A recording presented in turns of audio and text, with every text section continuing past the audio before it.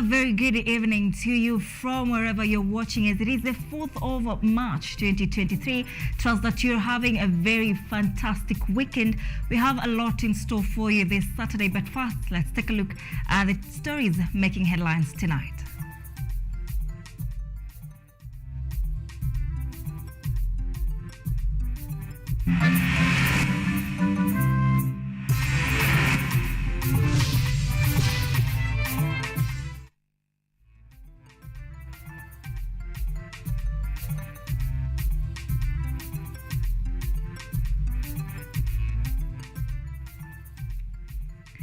All right, welcome to the broadcast. I'm in the company of RUTH CHEPKOECH, who's a sign language interpreter tonight. I am ODIDA. Welcome to the broadcast. Now, Kenya Power and Lighting Company has issued a report on the nationwide power outage that occurred this evening. In a report, I beg your pardon, dated Saturday, 4th March, the company says that the outage occurred as a result of system disturbance, leading to the loss of power in various parts of the country. The company has since apologized to its customers, saying it is working to restore normalcy.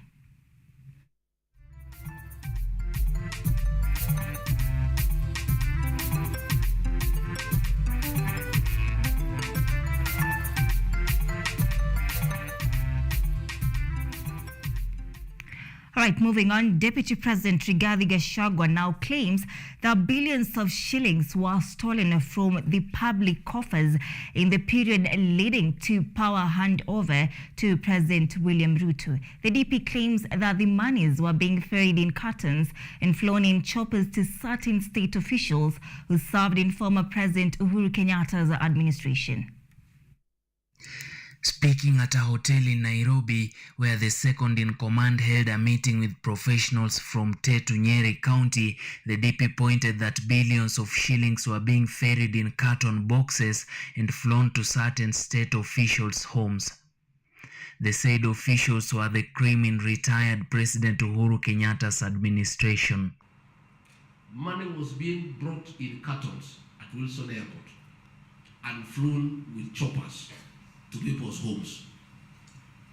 And these are the people now, unasikia wanaambiwa kuja andika statement kidogo, anaingia ndege anatoka. Rigathi Gachagua pointed out that a total of 10 billion shillings was stolen during the period of the hearing and determination of the presidential election petition, and another 6 billion shillings stolen just 2 days before the August 2022 general elections. Gachagua thus attributed the tough economic situation in the country partly to that theft. 2 days before the elections, they stole 6 billion and pretended to sell some shares from Telkom. When there was a case before Supreme Court, they stole another 10 billion, purportedly to pay some contractors. He, however, noted that the Kenya Kwanza administration is committed to completing all projects initiated by the previous regime, beginning with the constructions of roads in the region. The 57 kilometers that are ongoing for Mau Road, we are going to complete all of them.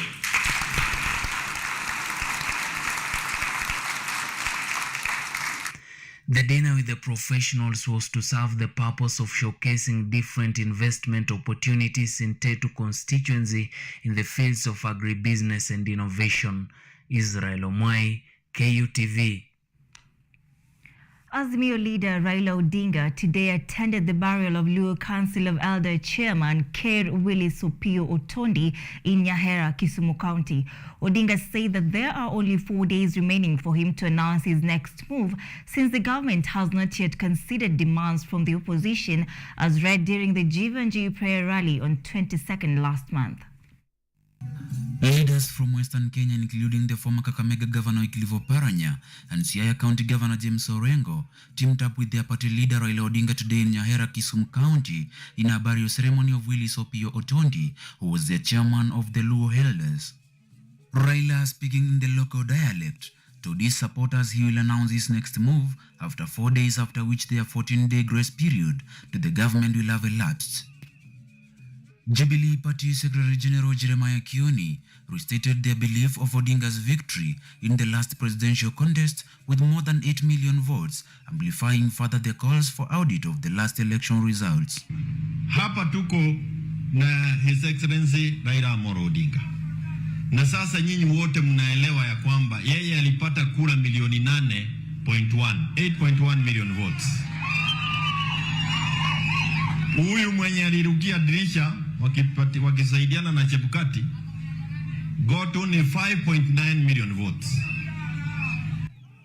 Former Kakamega County Governor Wycliffe Oparanya implored that his Luhya community was firmly behind Odinga and was only waiting for his direction. Kwa hivyo sisi nataka nimhakikishie tuko nyuma ya Raila Amolo na zimepaki siku 4 peke yake, na yeye ataamua twende wapi, na sisi wote tutakuwa hapo, si ndio? Mtakuwa hapo. Affirming Oparanya's words, Siaya County Governor James Orengo warned Rigathi Gachagua against reckless talk, saying that while Odinga was fighting for the people's freedom, he was serving the oppressive government. This character called Rigathi Gachagua, you have no business talking about Raila Amolo Odinga. When Raila Amolo Odinga was fighting for multi-party democracy, you are a DO in Moi's government. Only 4 days remain of the total 14 days notice of a planned mass action notice given by the ODM leader Raila Odinga in the event the ultimatums read out during their Jivanji prayer rally, including an immediate stop of the ongoing reconstitution of IBC commissioners. Mutunga Joseph, KUTV. All right, moving on, Minority Leader in the National Assembly, Opiyo Wandayi, has admonished the Kenya Kwanza government for establishing the Office of the Spouse to the Prime Cabinet Secretary. Speaking at Mandungu grounds in Ugunja constituency, the legislature vowed to raise the matter in Parliament with the intention of having all offices established, contrary to the Constitution, abolished. While speaking at Mandugu grounds, where he presided over the launch of the Assistant Chief's Office and the opening of a police post, National Assembly Minority Leader Opiyo Wandayi has put the government to task over the creation of the Office of the Spouse to the Prime Cabinet Secretary, saying it is contrary to the Constitution. And even more seriously, they have now gone ahead and started creating positions for their wives using public money. Positions which are not recognized by the Constitution or any other law. It is shameful that somebody can wake up and imagine that is creating a position of so-called what? It's called at the Office of the Spouse of Prime Cabinet Secretary. Useless. The legislator has vowed to sponsor a debate in Parliament and to issue a petition in court, all aimed at abolishing offices that he says were established with disregard to the Constitution, the most recent being the Office of the Wife to Prime Cabinet Secretary, Tessie Musalia.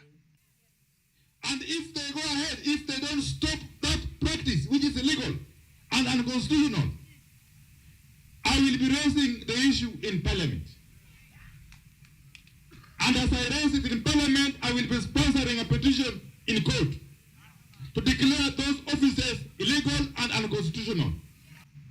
Wandayi went on to say that the establishment of some offices leads to wastage of public funds, which could be put in development projects. And if any money has been used, any public money has been used in their creation, whoever has been responsible will be forced to refund that money with plus interest. What is your wife going to do to Kenyans, for Kenyans? Mumia's East Member of Parliament Peter Selassie, who was present at the event, called for reforms in IEBC in order to ensure that the 2027 elections are free, fair and credible. Alafu wakati mwingi tumekuwa tukipiga kura inaenda huko sijui Venezuela, nirudi hapa Kenya. Sasa sisi tunataka wakati tunaenda kwa election mpya tunataka tukue IBC kuwe devolved, ili ya kwamba tunakuwa kama watu wa Siaya hapa. Mnajua Siaya tunamalizia hapa, tunatuma kila mtu wa Siaya najua Siaya nani amepata hii, nani amepata hii. Azimio One Kenya coalition leader Raila Odinga is expected to issue the opposition's next plan of action as a 14-day grace period issued to the government elapses next Wednesday. Joseph Kiss, KUTV. Milimani Law Courts has upheld the victory of Abdullahi Bashir in Mandera North parliamentary seat. Bashir, who is the deputy leader of UDM party, has welcomed the court's decision, declaring it's time to focus on development and forget the past. His main rival, Bardad Farah Mohammed, had taken a petition to court seeking nullification of elections. Judge Lucy Gitari gave a ruling which saw Bashir maintain his seat.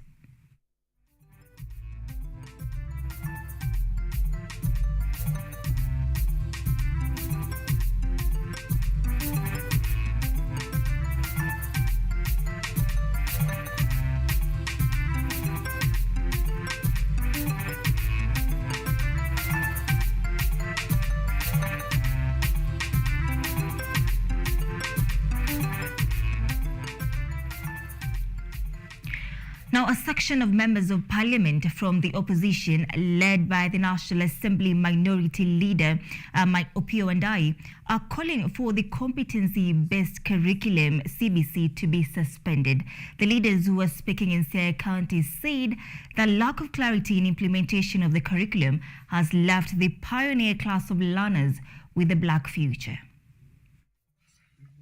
Mumias East MP Peter Salasia, Nabii Nabwera of Lugari and Migori Senator CHEPKOECH are among opposition politicians calling for the abolishment of the competency-based curriculum and for Kenya to revert to 844 education system. Led by National Assembly Minority Leader Opiyo Wandayi, the parliamentarian said there is a need for urgent national dialogue to address emerging issues in the education sector. So we are going to call upon everybody or anybody who is responsible to convene an urgent stakeholders meeting, to convene an urgent national dialogue, to look for ways to progress this matter of education system in this country. Nimesikia saa hii tunalipia watu wa high school, watoto wa high school. Lakini sasa CBC hawa tutawasaidia, hawana classes, hawana walimu, yani wako tu. Sasa mimi nakuunga uende wakati unapeleka hiyo, mimi pia nitakuunga mkono. The legislators who are addressing a public baraza in Madungu, Ugunja constituency, Siaya County during the launch of a police post and the area's assistant chief's office constructed by Ugunja NGCDF funds, called on the government to stop experimenting with learners. We cannot continue to experiment with our children. We cannot continue to use our children as guinea pigs. And therefore, the only logical thing that the state must do is to admit that this system has failed to take off. It has failed to take off. Let us eat our humble pie and revert back to the old system. The minority leader said the current revelations by Education Cabinet Secretary Ezekiel Machogu that over 160,000 students are yet to transition to junior secondary school and Form 1 is a pointer to problems bedeviling the education sector. 160,000 children, Kenyan children, are languishing in their homes, unable to transit. Lugari MP Nabwera, on his part, accused the government for failing to release funds for employment of teachers and construction of CBC classrooms and laboratories for successful implementation of CBC. Kazi yao ni kulaumu Uhuru. Mambo ya CBC. We need a quick stakeholders meeting. Introduction and implementation of CBC system of education, in particularly transition to junior secondary, has been a debate among us Kenyans in the recent past, as the government continue to assure Kenyans that it will effectively and fully implement CBC. Kumu Modaki for KUTV. All right, now Mbere Embu Private Health Providers Association, MEFPA, are now lamenting discrimination by the health insurance providers. They're now calling on the county government of Embu to enroll them back to the National Health Insurance Fund cover in order to access quality health services. Private healthcare providers in Embu County have bitterly complained about prejudices they have encountered from the health insurance providers in their sub-counties. While addressing the members present in today's meeting, the chairperson of the association, Mr. Robert Jage, saying that since the withdrawal of the association staff members from National Health Insurance Fund, they have been facing a series of challenges in accessing medical services, and that it will serve them better if enrolled back to National Health Insurance Fund. Wakati tulikuwa tunahudumia kupitia NHIF, tunaona resources zinakuwa distributed vizuri. Kwa hivyo ombi letu kama mahospitali ya binafsi ni kama ni lazima wapaki kwa hiyo ma insurance, wa intervene, waambie watuweke kwa hiyo orodha yao, kwa sababu kupata orodha si rahisi. Wengine wanasema mahospitali ile wako nayo ni wametosha, yet ni moja ama mbili siko eneo hili, ama warudishwe NHIF, si hata NHIF na serikali, kwa sababu hata wafanyikazi wenyewe wanajua ni NHIF inahudumia vizuri. Mr. Jage pleaded with the county government of Embu to understand that private healthcare providers are important health stakeholders in the county as they account for up to 45% of the sector. He appealed to Embu County government to involve them in all matters concerning health. Kama sisi ni wasikadau, kwa sababu 45% ya mahospitali ya Kenya ama Embu ni ya binafsi. Kwa hivyo sisi tunasaidia pakubwa katika kupatia watu wetu wa Embu hii huduma, na kwa hivyo sisi ni wasikadau, na ndio ile jambo moja tungeomba serikali yetu ya county itufanyie ni kutuhusisha katika mambo yote ile inahusu afya. Kuna tuwe tunawakilisha watu wetu si ati members peke yako, hata wagonjwa wetu wale tunatibu. Embu County Health CC Benson Dwiga was also present in the meeting, saying that the county will waive approximately 50 million shillings against 18 million shillings collected from Embu health facilities every month. He, however, lamented over the rampant burglary of drugs in the health facilities, forcing them to look for new ways to raise revenue to bridge the gap. Being able to arrest people who are stealing drugs from the public sector with less than 2 million. That tells you it's a syndicate, it's a cartel that is working within us. So for us to be able to ensure that commodity security in this country and working together, knowing that, as Professor is saying, the more drugs are stolen, the more we look for avenues to collect more revenue from everyone who is working them. So for us to be on the safe side is to see how we become part of us to protect that. And own this county. The success of in this county depends also on you as an individual, not only as myself, as much as you look at it in a presidential orientation. The private health providers want the Embu County government to enroll vulnerable members to National Health Insurance Fund scheme, as this will eliminate requests for waivers that are a burden to the health facilities. James Mureki Mwenda, KUTV. Now, Supreme Court judges Philomena Mwilu, Smokin Wanjala and Njoki Ndungu have found themselves in the eye of the storm over their judgment, affirming the right to association of LGBTQ community. Clergy members under the Kenyan Christian Voice in Mombasa are now demanding the judges to tender their resignation for misguiding the society, even as they supported constitutional amendments to seal loopholes that enable promotion of immorality. If Supreme Court find it constitutional to allow LGBTQ promoting groups like Kenyan National League for Human Rights to be registered as an NGO, then the constitution needs to be changed, because this will open to other evil organizations like terrorism to ask right to be acknowledged. All right, we are taking a very fast short break at this point. We are coming back with more, of course, so stay with us.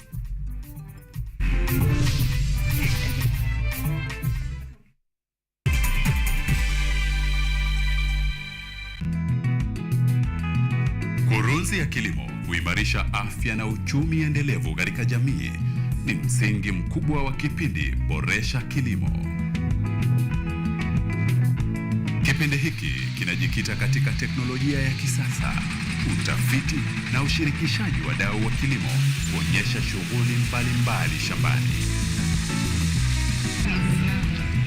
Kwa suluhu ya utoshelevu wa chakula, tazama Boresha Kilimo.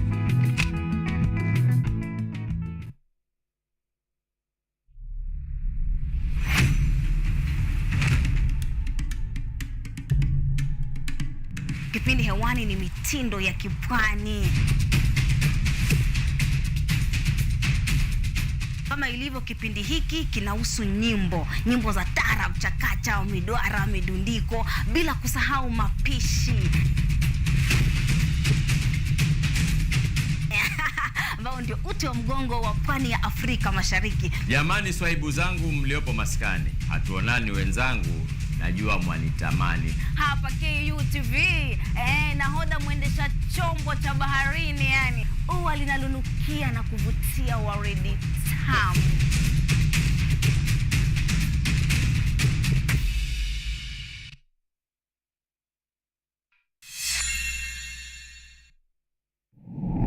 You need to look for high quality friends. I'm from Kingston, Jamaica, you know Portmore. That's my village. Sanga chini hapo ukingetia ukikatia mademo akipita. Sina pesa saa hii, nimekuja kukopesa choo.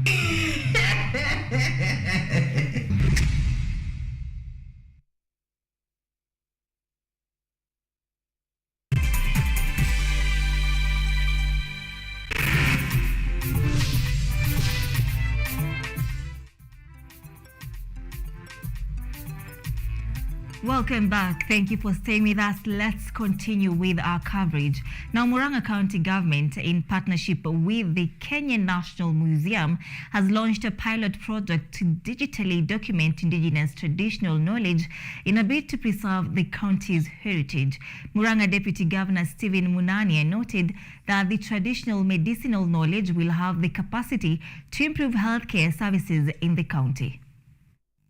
The Ministry for Sports, Culture and Heritage through the National Products Industry NPI has launched a pilot project in Murang'a to digitally document the traditional knowledge in the county. The National Products Industry is a Kenya Vision 2030 flagship project based in the National Museum of Kenya. The Deputy Governor of Murang'a County, Stephen Munania, who was speaking on behalf of the governor, mentioned that the traditional herbal knowledge has the capacity to improve healthcare services in the county. When I was interacting about the knowledge of the Agikuyu people, there was the knowledge, the medicinal knowledge of the Agikuyu people that we also needed to preserve, that can assist in that to champion the health of our people of Murang'a. Isn't it? Because this knowledge is also very important, because it also preserves who we are. On his part, the coordinator of the National Products Industry Program, Dr. Ivan Staracha, says that the program will engage the indigenous community in documenting their knowledge and their heritage sites. We have been here for the last 1 week, focusing on building capacity, training the different players who will be involved in this project from this county. And I'm happy to report that this training and capacity building exercise has been very successful. And we are now ready to roll out the actual documentation of indigenous knowledge and associated assets. He added that Murang'a, being the cradle of the Agikuyu people, has enough heritage that can be utilized to benefit the local community. Yvonne Kemuma, KUTV. Thank you, Kemuma, for that report. Now, across our borders, Nigeria's Electoral Commission, in the wee hours of Wednesday this week, declared Bola Ahmed Tinubu the winner of last Saturday's presidential election. However, the two major opposition parties say the results were rigged and have vowed to challenge the results in court. VOA's Timothy Ebiezu reports from Abuja, Nigeria. The man known as the godfather of Nigeria's Lagos state is now on his way to the country's highest office. winning 37% or nearly 9 million of the total votes. Bola Tinubu emerged victorious in the hotly contested presidential contest. He takes over from Muhammadu Buhari, who's stepping down after the constitutional limit of 2 terms, marked by widespread insecurity and economic problems. But for some Abuja residents, it's not the fresh start they had hoped for. On the 25th of February, we voted our choice. We do not vote for Tinubu. Women can no longer farm. There's no food in the market. Nigerians are hungry. Tinubu's victory is being challenged by the opposition, People's Democratic Party and Labour Party. They allege the weekend election was rigged, with many Nigerians denied the chance to vote. Observers say last Saturday's presidential election was flawed by long delays and technical glitches with newly introduced voter accreditation machines. But INEC said the problem, though regrettable, was not an attempt to manipulate votes. Labour Party presidential candidate Peter Obi held a press briefing Thursday. And I assure you that good people of Nigeria, that we will explore all legal and peaceful action to reclaim our mandates. We won the election, and we will prove it to Nigerians. Tinubu has called for unity and wants the opposition to work with him. The opposition parties want a redo, but political analysts say that is only possible if they can prove enough votes were manipulated to sway the outcome. Experts say the new president faces a daunting task. Nigeria is battling Islamist militants and armed kidnappers, mostly in the north. The country's economy is also suffering from high inflation and shortages of fuel and hard cash. Timothy Obiezu for VOA News, Abuja, Nigeria.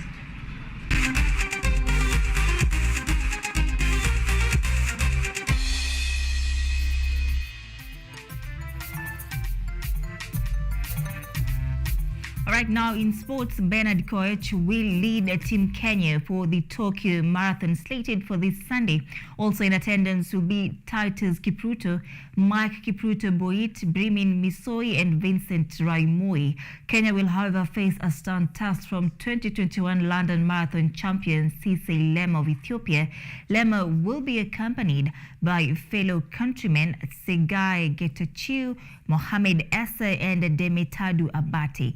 In the women's category, Rosemary Wanjiru, Toronto Marathon champion Antonina Kwambai, alongside Betsy Saina, will lead Kenya's quest for glory in the Japanese capital.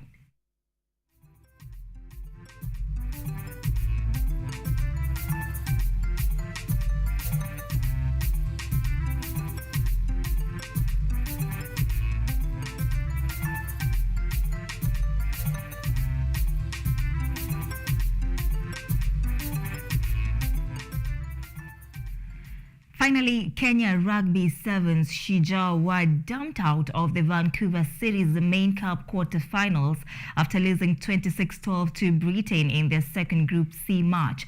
Robbie Ferguson and Tom Emery put Britain ahead before Shujaa got their first points through Kevin Wekesa to trail 14-5 at the break after a missed conversion. So much for staying with us tonight. Have a beautiful weekend. My name is Ann Odida. I'm in the company of Ruth CHEPKOECH, who's our sign language interpreter tonight. Have a good night.